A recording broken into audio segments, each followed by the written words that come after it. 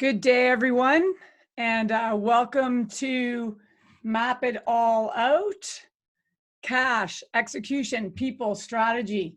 Last time we were together, we were definitely focusing in on cash, as most people are at this time and will continue for quite some time. And today we're going to take that piece and we're going to put it on top of execution, cash, and strategy. Before I get going, I'm just going to open up my chat window just so I have a view. If you're tuning in and listening in, I'm just going to pop a link in there that you can cut and paste. This link has a PDF of the slides and the ability to take some notes along the way. But after the last one, we got some good feedback that, people wanted some slides, wanted some guidance, and wanted a bit of a playbook. So basically took what we're going to go through today, created it into a document that you can use afterwards as well. This is being recorded, so you can come back and step through it as we work through it today and where you need a little bit more info. I do want to say that, myself, my organization, Metronome United, 70 coaches around the world, there's pretty much not a time of the day that someone's not available if you have questions or support. And you can always get that at metronomeunited.com. So let's jump into the day. It's going to be a fast-acting day. We're going to cover off a lot of things. There could be some terminology I use that you might not totally understand, or an acronym. Those are covered in many, many places. On the back end of our Metronome United site, there's a whole webinar series, and I'll talk a little bit more about that if you want more info on a couple things. I'll try and explain it as I go. Sometimes when I'm in the flow, I will definitely blow by something, and I'll try and keep an eye out for Q&A, and I'll try and keep an eye out to the chat window. So when we kicked off last time, I still have Elvis up. I've always had Elvis up in my organizations because it helps us keep focus on cash, good times and bad. With that, we do think of cash as king, but not just of thinking about it from a perspective of, that's a really cool thing to say. We think about it from a perspective of, this is really about getting focused, staying focused, and making it every part of what we do. So objectives of today, it hasn't changed from part one. This is part two. We're still looking at building the longest cash runway we can. And in any business I'm a part of, we're always focusing in on the cash runway, whether we are in a crisis like we're in now, or whether we're in a different time, always focusing in on cash runway. And you'll hear that over and over as we work through this. I don't want to jump over the growth system. The growth system is sort of like the operating system of your business. And I want to make sure that we bring into focus the 6 systems that exist in your business today. Whether we're recognizing them or not, whether we're working them or not, they do exist. And if you look at the outside of the house, it's all about people. So we have our cultural system, that's our foundation. We have our cohesive system. It's all about how a team works together and works well together for team results. We also have a human system as well. Hang on one second. I've got, I want to see if I'm okay. I'm just going to stop here for a second. In the chat window, if you could, and if everything's good from a technical perspective, can someone just maybe type yes or give me a thumbs up in the chat window? Okay, thank you so much. Okay, thanks very much. So from there, we've got the outside of the house, and we've got the human system, cohesive, cultural. That's all about people. Top of the house, we have our leaders, and we have our team. At the very bottom of the house, not for any reason at all other than the CEO is the absolute foundation that's going to drive these systems with the team, that are going to keep us focused on these systems with the team. So this is a framework that a lot of people know, but if you're new to this framework, we want to think about it, the outside of the house, we've got to keep it alive and strong, just like the house you live in. On the inside of the house, we have the systems to keep it rolling. We have the strategic system, we have the execution, and we have the cash. And These are there no matter what. They're always there. And it's just really what we're going to do with them. Partly what we talked about last time was all about the nucleus of the house of any company is cash. And we did a good, deep dive on that. We're going to touch on that a little bit more. Then we're going to focus in on execution and what do we do with the plan we had? That's really what we need to talk about. And how fast do we need to do that? And then once we have a plan, what do we do now if we're looking back at people? Do we have too many people? Do we have too few people? Are we in high growth because of what we do at this time? Are we in a low growth mode because, it's just not our time right now? And how do we make sure we get across this time? Now, one of the things from here, the other picture that I use a lot, I'm going to use a lot today, is this picture. And this is thinking about our core purpose, what we think in the cultural system, our core values, our consistent behaviors, then our 10-year goal. A lot of people are like, throw that away. And I don't agree with that. I think we still need to have a view of where we're going regardless. We need a 3-year highly achievable goal. Some companies had one right now. Some companies may not have one. And those are okay. We're going to talk through that. We're going to talk about our annual plan. For some people who are on a calendar fiscal year, they're in Q2. We need to talk about what's going to happen to the end of the year. A lot of Canadian companies have year ends that are not on the calendar, so ending in December, and they're all throughout the year. And we have to understand where we are in the year, what it looks like from here to there, and what plan can we make so we can stay focused to get there. That includes our 90-day plan for our company as well as our individual plan. What do we need to do? And how do we stay focused so we can keep rolling forward? Now, if you tuned into webinar 1, thank you. And you saw this view, and we talked about purpose goals. We're going to actually dig in a lot more. That's all around execution. And we talked about over communicating. That hasn't gone away. I know you're still communicating extensively, often, and you almost feel it's too much. You can't over communicate at any time in a business, and especially at this time. As well, nothing's changed. Cash is still king. It will always be king. And we need to keep this rolling, keep it easily rolling in our organization, like a system, like a cog. We have to just create some momentum right now to move it forward. And the momentum in the system is good. We get better every time we go around. And it actually feels better as a leader that we're actually feeling like we're pushing the wheel just a little bit. We're going to turn it forward, and then we're going to turn it forward a bit more. And we're going to bring the whole team with us, and we're going to actually push it in the direction we want to go. So let's jump into thinking about mapping it all out. Okay, and we saw this picture last time. It's from McKinsey & Company. And the big thing around this is thinking about where we are, what the timing is. We have to talk about what the timing of all this, and nobody's got a crystal ball, but we have to do our best in looking forward and doing our best talking about where we are in this cycle: resolve, resilience, return, reimagination, reform.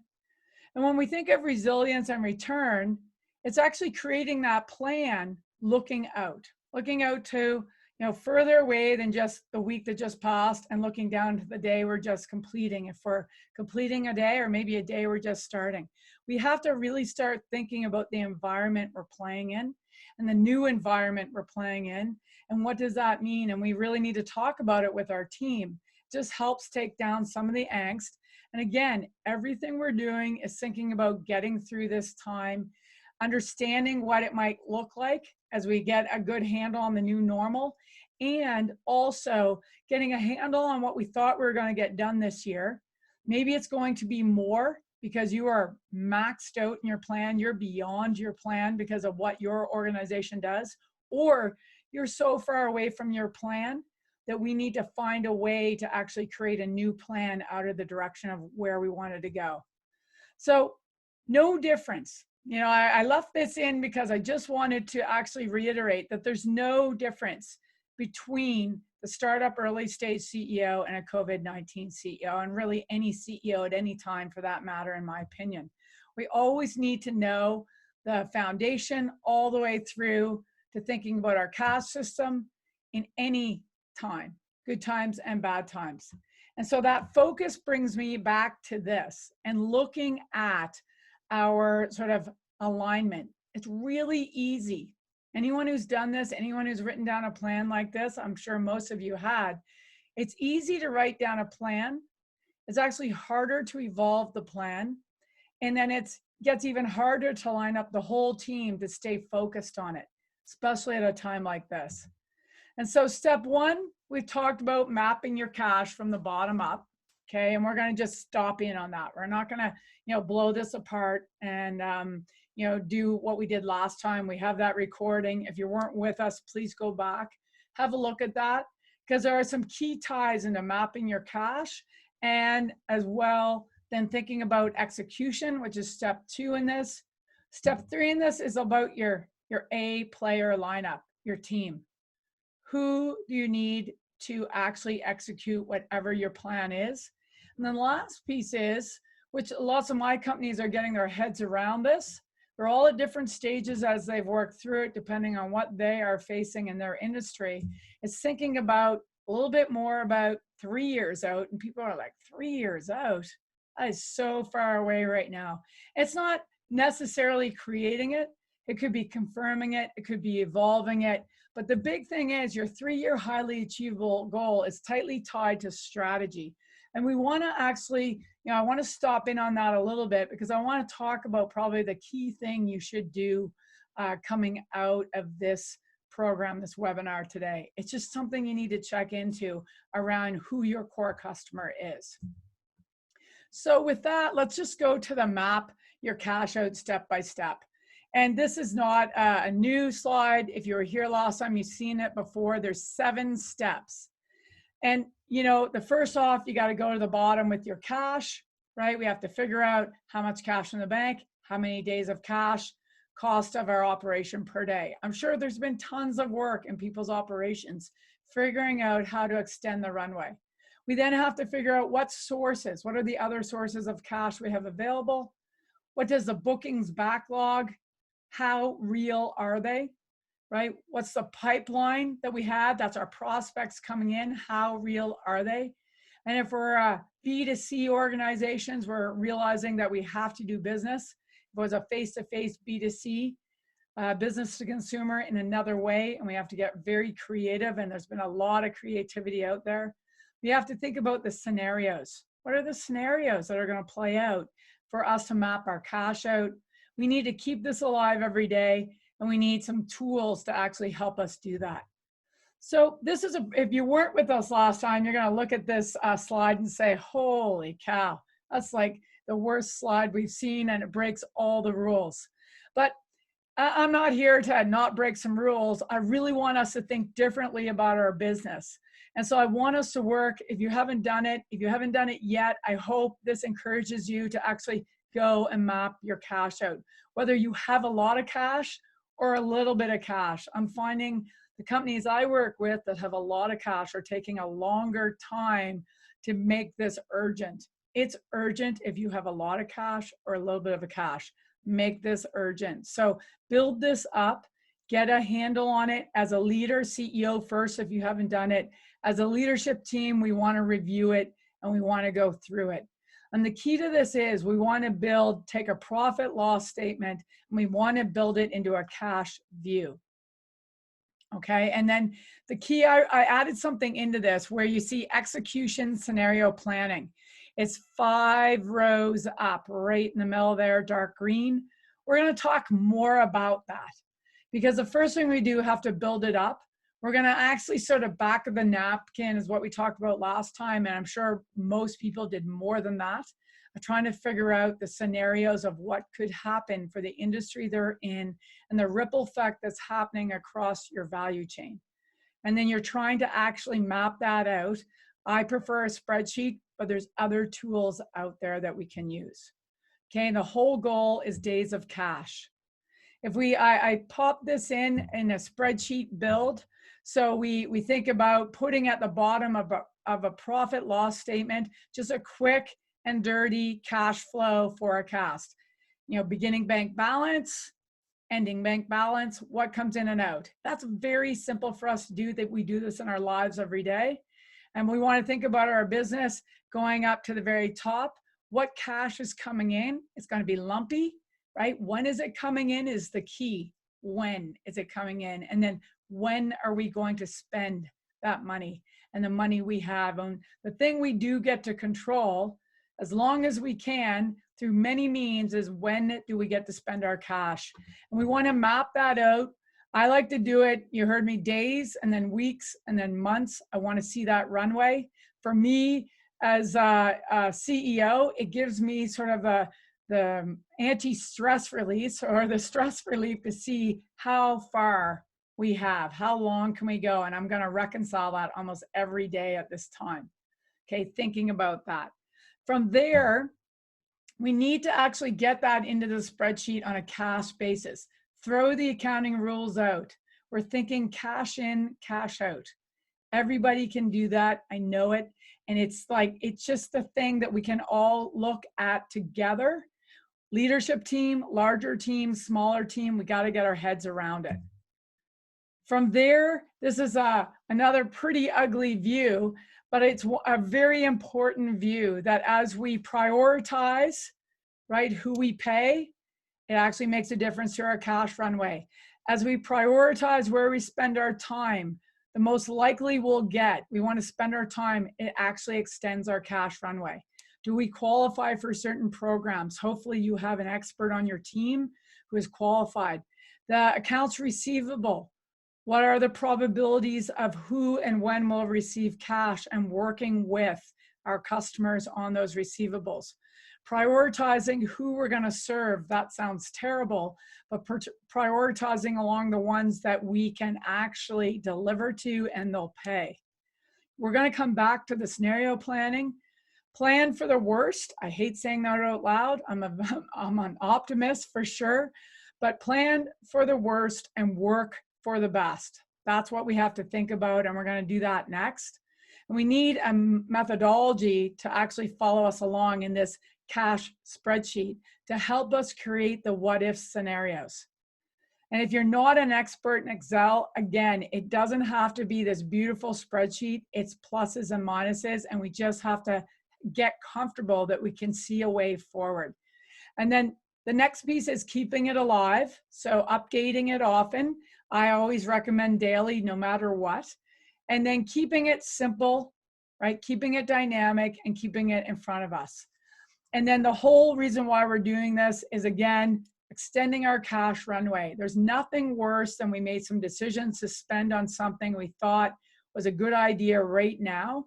And we know, maybe hindsight's 2020, a month from now, that was probably the most ridiculous decision. We're probably going to make some of those along the way. But it's good to be conservative. That's why I would say plan for the worst, work for the best. Okay, from there, we're actually going to step back out of this. So that's a quick and dirty on Map Your Cash. And there's a webinar on that, and that's up, recorded, you can work through. From there, let's go to step 2. Okay, we're going to go to step 2. Not going to forget, we have 2 other steps after that. We're going to go to step 2 and talk about execution. Okay, execution. And from there, when we think about execution, I put it into 8 steps. And you're going, 8 steps? That seems like a lot. And it's not a lot. And it's actually, every step creates a discussion that we need to have. It creates us a chance to think and time to think. And we need to do this at this time. Even though, someone goes, the host is, Shannon, the host is on fire. I go, I get the host is on fire, but when when we stop the host from burning down, then what are we going to do? And so this just keeps our momentum going, that we know what we're going to do going forward. So the first step is actually thinking about and confirming. If you have a reason why the organizations exist, just confirm it. It's why you're going to do everything going forward. It doesn't have to be fancy. We just want to answer the question. Why does your organization exist? If you have it, confirm it. If you don't, write it down. Core values. These are the team core values. The most amazing things, and I've seen it in my clients and my own team, of what happens when we're in a situation like this. And the core values just come oozing through. And core values, we're just confirming, yep, they're still true. Good, right? Where we're going in 10 to 30 years, is that still true? That's a yes or a no. And if you don't have a long-term goal, it doesn't hurt to write one down right now. It helps focus us in onto the why and to where we're going. And then how are we going to get there? And there's no right or wrong answers here. It's just it doesn't take very long to answer those 3 questions. And those are foundational in best practices, but they're really good right now to ground an organization.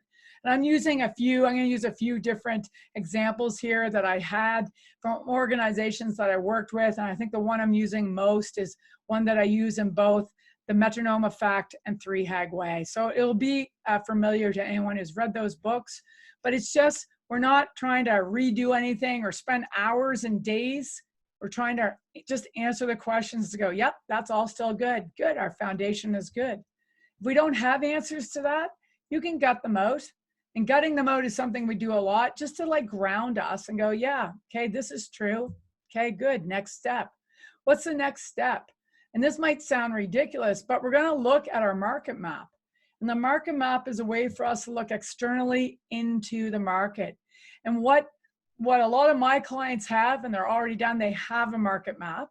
And so they're going to evolve it. They're going to look at it. They're actually identifying what has changed since all this has started. What is different? What companies might not be with us anymore? How we're doing business. And it's a great discussion and view. If you don't have one of these, it's not a big deal. You can see I drew this with Post-it notes. I drew it like so simply because it's there to have the discussion around what has evolved in our marketplace from where we started all of this, 5 weeks ago. And for some companies, it was a lot longer because they were doing business internationally. So we're looking out to the market. We want to have a discussion around that. We want to know what is changing and what we think is changing and what might change next. This is a key discussion, and a picture like this just helps us, again, focus in and allows us to do it in a way that's efficient. And again, if you're looking at this and you're like, Shannon, I don't even have one of those. Well, I know you have probably a napkin and you can flip it over and you can draw it out. This is, again, nothing fancy. We're trying to get our heads around really what's happening in the marketplace, and we need to do that. If we go to the step C, which is key trends and brutal facts, it follows on to that last picture. So if you have that picture or not, no big deal. And this is just a brainstorm of the key trends and brutal facts. And I've done this a lot with all my clients. I use a tool called, because all our meetings are virtual, I use a tool called mural.co. And the one that you're going to look at is a generic example that I pulled out of one of my clients and just sort of brought up so you can have a quick look. And this is just a brainstorm. And every one of my clients, we've just had a discussion around what are the trends we see in the market now? What do we think, right? What are the facts, right, that we know, and try and get a hold of those. And one of the things I've asked every client, and I think more out there, are these questions. And I just want to know where their heads are. And I've been asking these for 5 weeks now. So how long do you think the country will be locked down?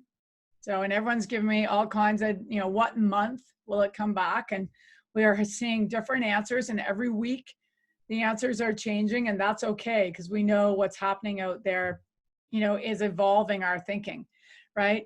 When do we get back to the new normal? And a lot of people go, what's the new normal? And I say, I'm not really sure, but I have a couple of ideas as well as you do. And so let's talk about that.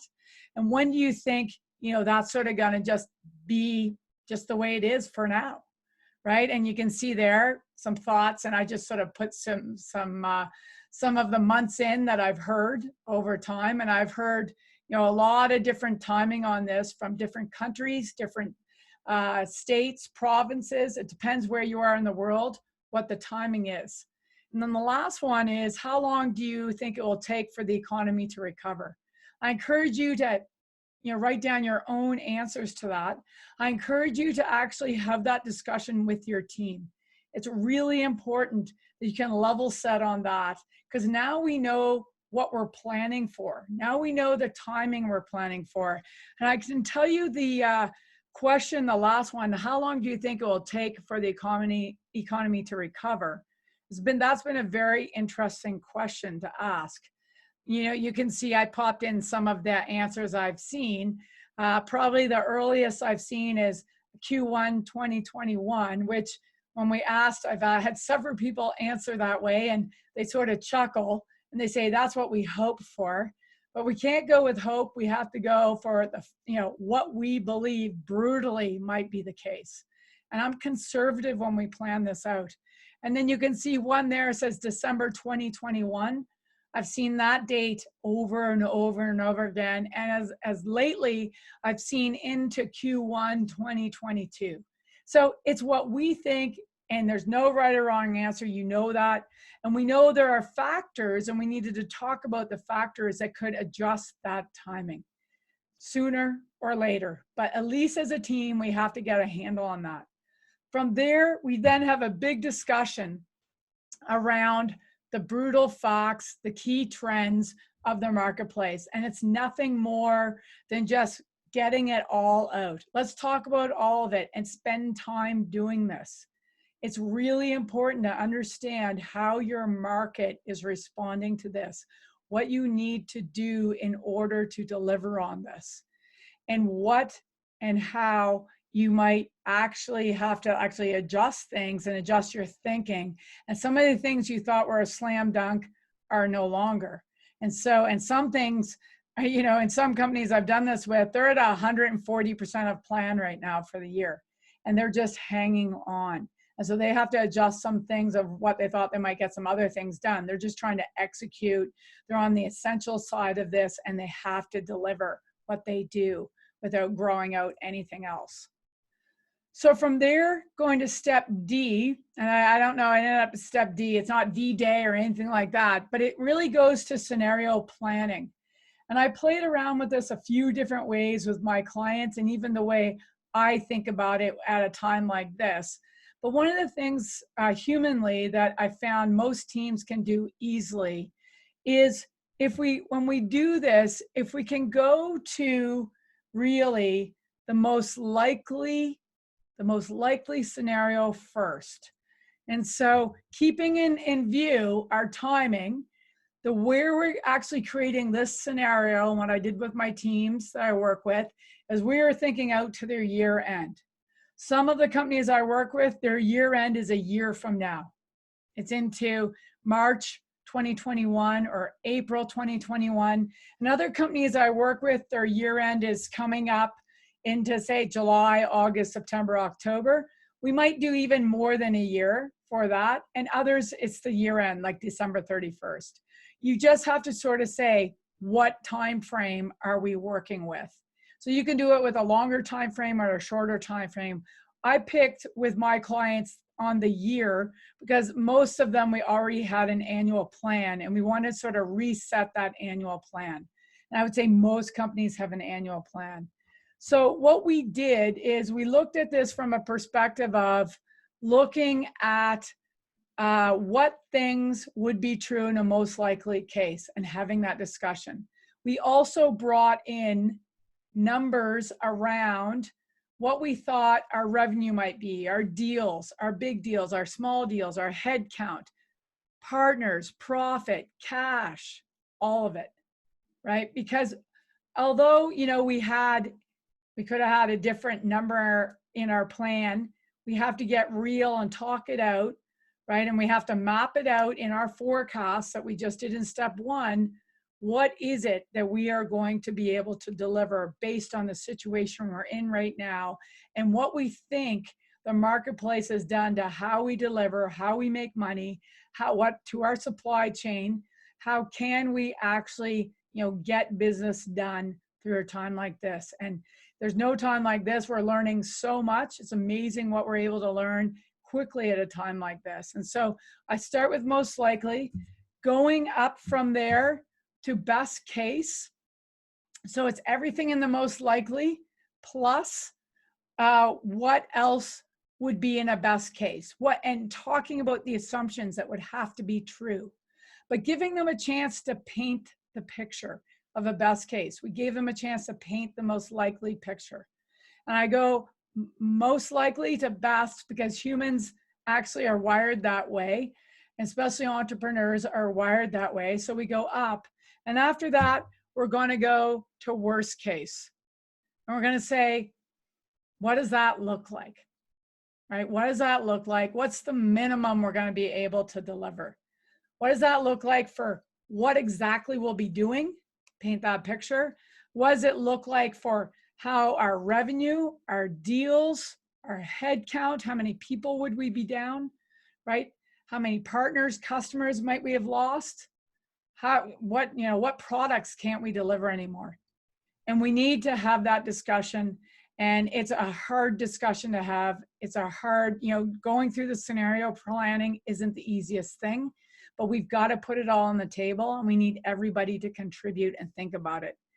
The yellow, and I sort of made this as obvious as I could here, the yellow Post-it notes, ideas, I've painted this picture, are yellow all the way through. And the most interesting thing as I've worked through teams on this is that everyone locks into sort of 3 key things and how they're going to make money, right? And it's in the worst case scenario, we throw out all the noise, all of it, and we just get focused in on how we're going to make money. And we're painting that picture. So I like to go from that picture and then go over to mapping your cash and build out that picture.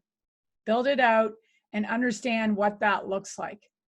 Then we're going to actually do it again, and we're going to do it for the most likely.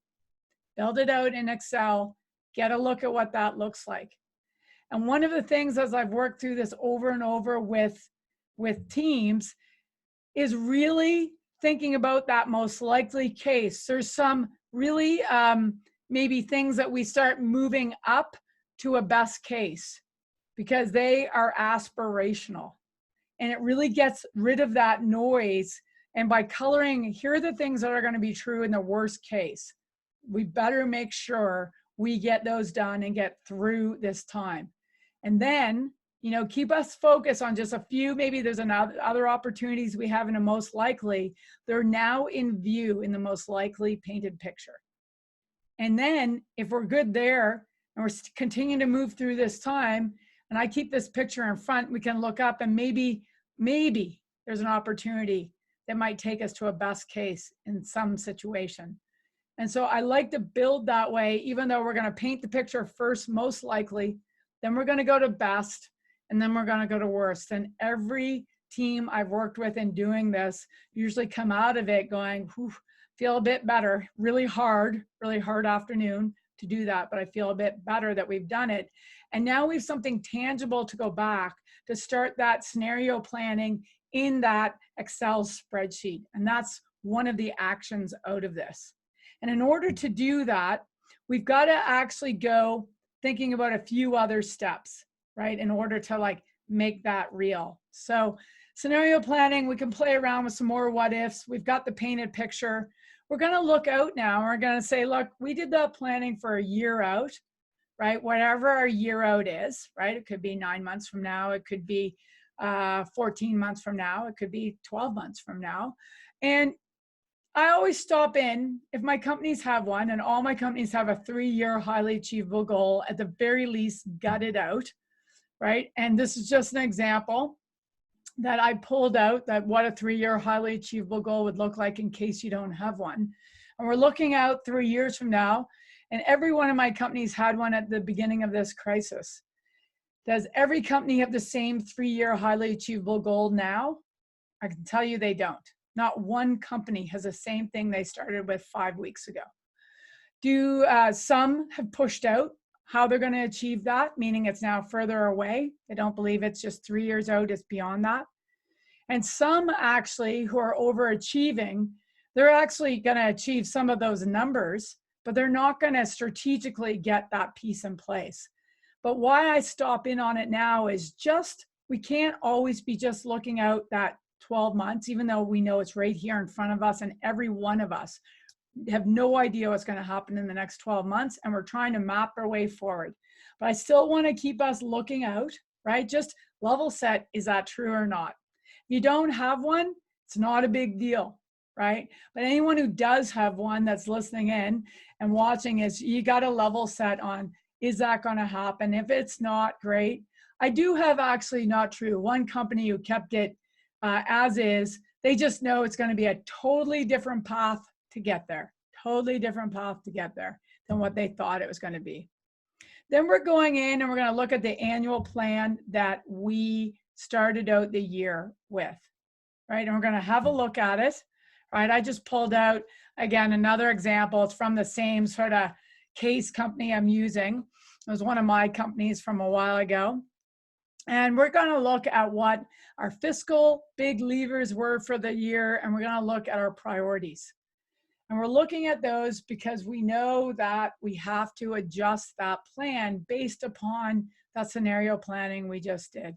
And we have to go look at those priorities, and we're going to have to actually check in and say, what, and we've got now a forecast, a cash forecast, and we're going to map out the worst case scenario, most likely, and the best. We're going to see where that ends us up, right?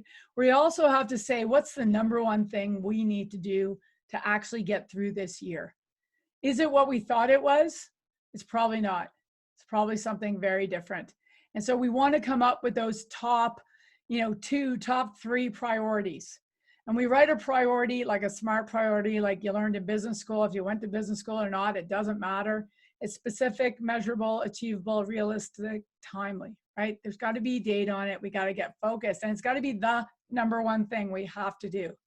And based upon the worst case scenario, we mapped out scenario planning, and it becomes very clear there's usually 1 or 2 or 3 things that have to go right, that we absolutely have to create urgency and focus on. And it's amazing what the teams will do to do that.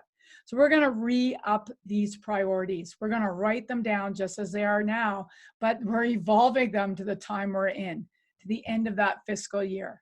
And I do this, and I'm a very optimistic person, entrepreneur, thinking always for the best, but I am going to make that plan for the worst. And I'm going to layer in that most likely, here are some things, and in the best case. But the plan that's going to hit this piece of paper are going to be the top priorities to ensure I get from the time we're in right now through to the end of the year. And as we roll through this time, I'm going to keep planning out as far as I can see and keep focused on these priorities. I cannot probably stress that enough, that we need these written down. We need the whole team to see them. It's amazing what the team will do to ensure that we achieve these priorities. We're going to do the same. We're actually going to come down a little bit further, and we're going to look at the 90 days, right? Our quarter. We're actually looking in now. You can see I've got numbers in there, quarterly numbers. Yes, if you're in the middle of a quarter, I grabbed a Q2 view because lots of companies are in Q2. We might have to re-up our Q2 numbers. I don't think I know a company I work with that hasn't changed, evolved, updated their fiscal numbers. That's an obvious. But we also have to look at whatever plan we thought at the beginning of the quarter. Some of the clients I work with, we were doing Q2 planning that started April 1st. We were doing it at the end of February, early March, just on the edge of this. This whole thing hadn't even kicked off in North America. And so we had to, actually every company I've worked with, we're re-upping the plan. We're revisiting the plan, and we're peeling away and just getting focused on the key things that what our business can operate to make money, and get focused on those things.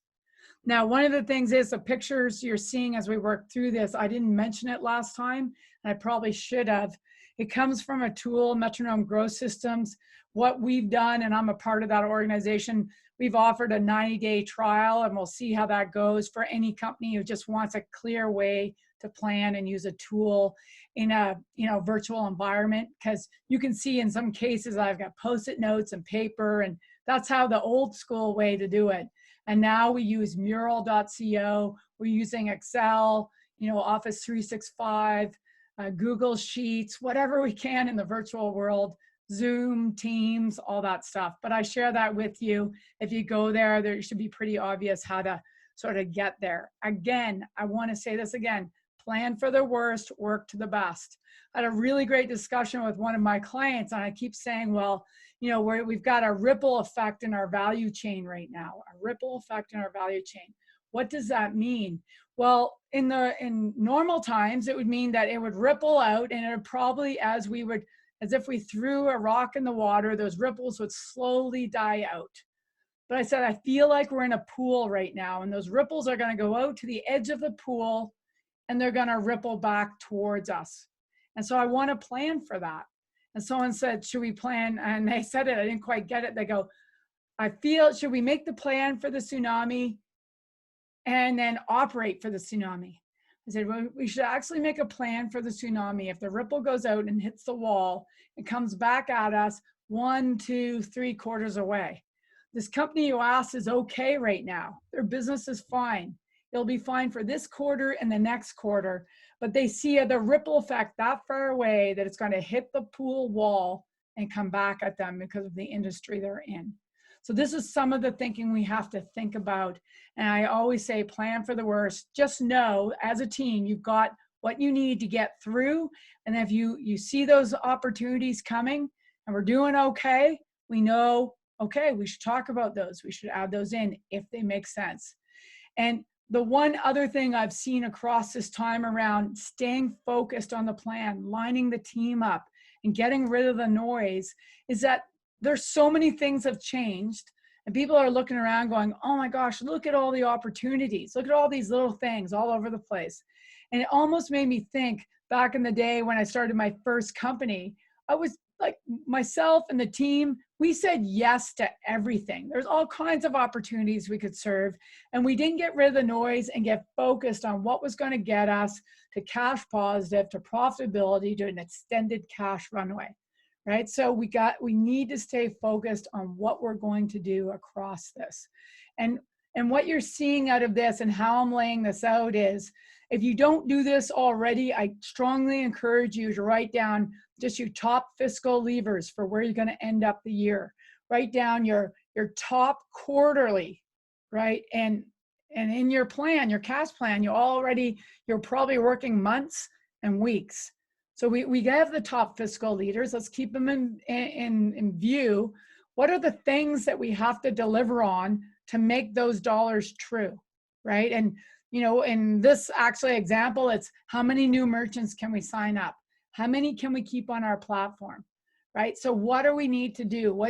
All the other noise needs to go away. How are we going to get more of those to put cash in our bank account so we can actually, you know, pay people, pay our rent, pay our bills, right? So we move through this time. And yes, sometimes we do have to be creative. If your business is in a state that you can't sell what you have, that's where the creativity has to come out of this. How are we going to get there, and having those discussions so we can make it happen?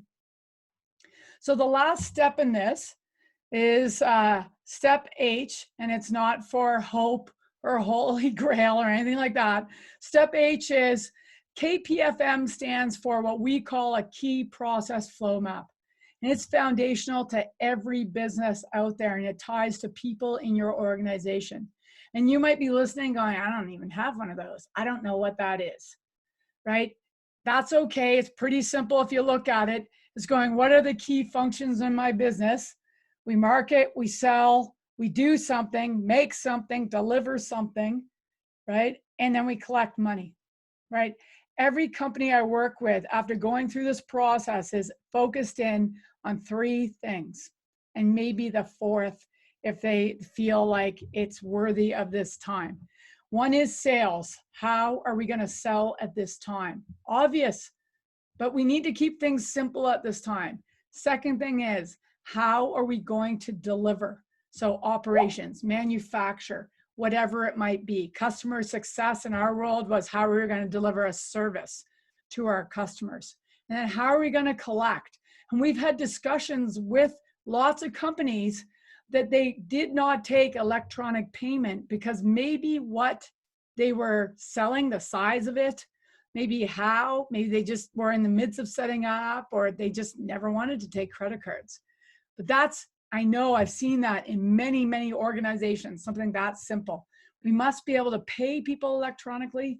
We must be able to actually receive money electronically. Simple, but it's a must, right? We got to get the musts out of here, and we have to put it in a view of what are those things that will make us money. And maybe you've lost everything and you don't see anything that's going to make you money, and you have to preserve cash so you can open the doors again. Maybe there's other ways, and we've seen so many creative businesses doing things to keep some of the minimum cash going. And I heard a comment the other day, there's like, even at that in their business, they don't feel it's worth it. It's just breaking even. They didn't go into business to break even. I get it. But it does get us month over month as we work this out to find a way forward.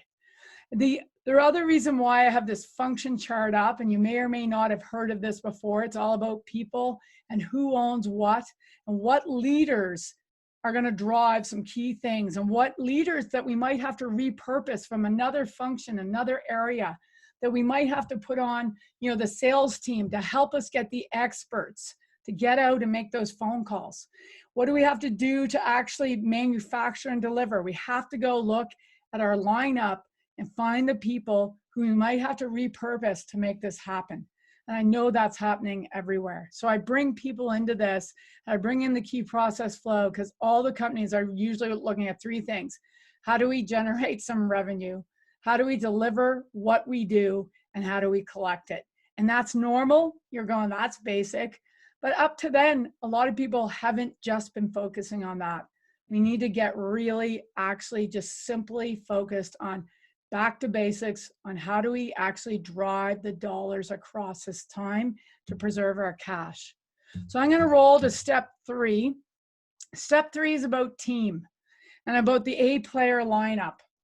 And this might sound, what we're going to walk through here is harsh, but obvious. So at this time, right, we may have more team members than we actually need because of the level of business. The first thing that we want to do is we want to actually look at who's on our team.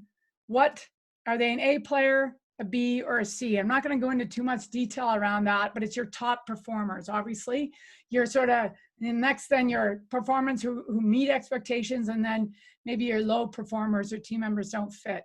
Then we have to actually, and this is what most people have a hard time doing, fit our team members into the scenarios. Right? How many people do we need, and who are we going to actually put in each scenario? And then which scenario are we going to choose to go forward with? Right? So those are the things that we need to think about across this. And so when I think about basically our team, right? And a lot of times, like, we're always looking at our team as we go forward, but I'm looking at it as mapping them out on who fits where and getting leaders to do this. Most of my clients do this every 90 days anyway. If you've never done this before, it's, again, not a big deal. It's pretty obvious. We want our top performers who really fit in with the culture of our organization. Of course, we want to keep them. And we have to make sure that, we do keep them across this time. We need them. An A player is one person, it's one person, and they actually are like 3. Right? 1 equals 3. Those are the people we want to keep. And then we want to ensure that, our B players are in there. And if we have any C players, a C player is someone that actually could be a really high performer, but absolutely doesn't fit in with the culture, the core values, the behavior of our team. I actually don't want to keep them right now. They actually stick out even more, and they annoy my A and B players even more. And I don't want to risk losing them. And same, we could have a C player that's a low performer, but has the core values. But again, they're not going to be able to keep up at this time. We're actually in high gear. We're very focused, and we're doing everything we can to win the game to get across this time. And this is not a sprint. This is a marathon. We know it. We know it's a marathon now. And so we may have some players that we need to take action on, and we may have some. We have to look at some hard scenarios. That worst, we want to map who do we need, what positions, what skills to get us through, and then who. That's hard. Maybe it's everybody because it works out okay in your worst. Maybe it's not that bad and you're willing to risk some cash to get it across. You got to do the same for your most likely and your best. And we're trying to preserve the people. That sounds terrible. I just said that. We're trying to hold on to the people, our highest performers, and the ones that fit the best, right, in this time, right? And so we need a plan for all the scenarios. We need a what if plan, as I said earlier. That's how it ties back. It's not sort of a linear plan we're stepping through. We got to go back. We have our best, worst, most likely. Let's now apply the resources we need to deliver. It's obvious, but my experience has been in working with teams and working with even companies I don't know through this time, people actually don't want to do this part. And this is the part, as we know, the biggest amount of cash going out right now is on people. We've had some great resources in Canada and the US about preserving people on our team and strategies to subsidize that for as long as we possibly can. We have to take that into consideration and actually be pretty strategic in how we do that. But I still wouldn't keep any C players at this time. I'm going to say that out loud. Sounds terrible and harsh, but they will actually drive some of your A and B players away. And then the last thing is just do a team plan, thinking about it in how you're going to operate, thinking key process flow map, right? The functions in your business. Where are we moving it around?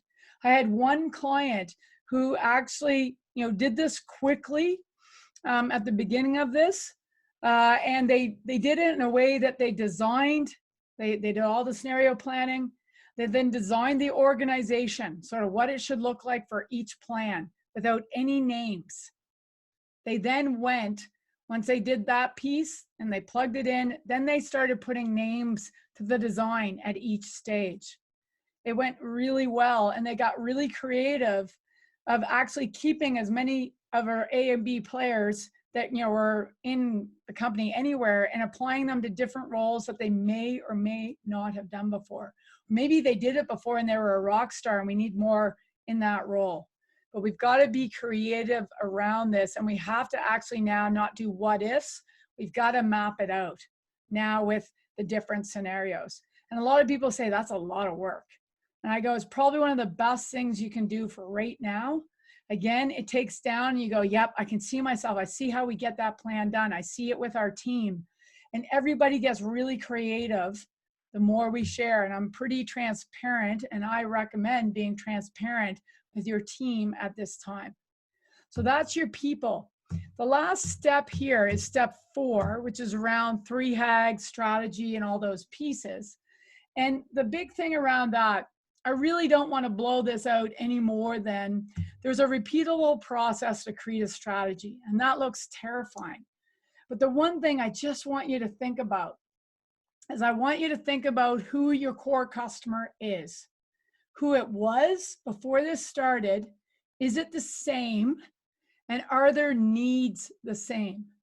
And we experienced in the 2008 market crash, at the beginning of 2008, we were pretty clear on who our core customer was, what their number 1 need, number 2 need, number 3 need, and how we were going to serve it. By the end of 2008, we were not sure any longer. We went and confirmed our core customer. We went and looked at the needs. Now the core customer remained the same, who was going to buy from us. The number 3 need became, at that time, because of what it was, became the number 1 need. And we had to sort of reposition, rejig our offering and our service to that core customer. That actually changed the whole trajectory of our organization for the good, and actually just catapult us through it. So don't think that you can't spend time going back to look at who your core customer is. It might be the same person, the same segment, the same group, but their needs could have changed, and we want to evolve how we are positioning ourselves to actually serve those needs. So heavily have a look at core customer. One of the things that we have up on the site right now is it's 11 part webinar series around there. There is and it's complimentary. Just log in, off you go. But there is a webinar series on core customer if you're not sure of that terminology. And there's no time like the present to get to know them inside out and backwards and get a conversation ongoing with them. And then that will help you understand how they are working through this and what you can do. And I'm sure if you haven't, you've already reached out to every one of your customers, but gathering that information and understanding what their needs are will really help you drive forward. So that's a quick and dirty view of the steps that we've taken with every one of my clients over the last 5 weeks. I've done it a few times actually with clients because we're trying to create and paint the picture. In each case, the CEO has gotten their heads around it first, just to get familiar with it and being able to actually look at this and process this with their team. You saw this last time in the first webinar, but it still applies because I knew we were going to do the second one and sort of jump into step 2 and 3 and 4. So we want to do CEO first, then team, and we want to step through all these pieces all the way around. I said transparent. Information can't be more transparent than ever at this time. It really helps. And we want to make sure this is easy, right? And you're going, easy? This has been the hardest 5 weeks I've had. Both if your company's on fire, being like you're actually in trying to keep it alive, or it's on fire, meaning you are so far over your plan, you're just hanging on, you can't find enough resources to actually serve the marketplace that need it, depending on what you do. And so with every step of this, because this is not a sprint, this is a marathon, is why I keep coming back to this.